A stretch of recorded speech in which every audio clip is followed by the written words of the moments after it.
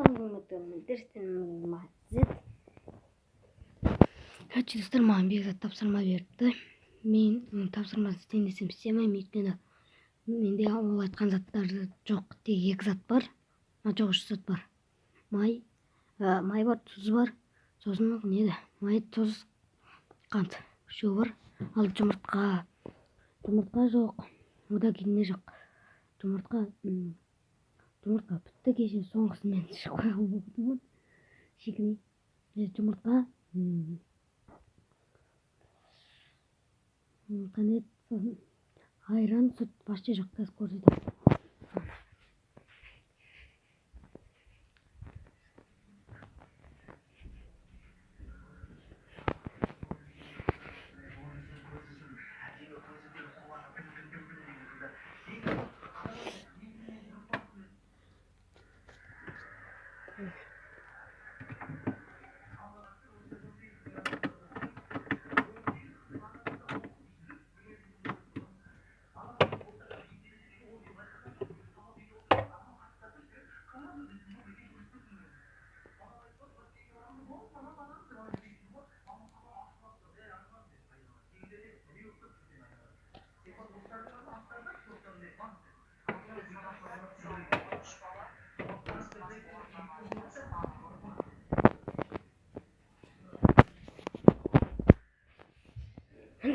Көрініздер жоқ.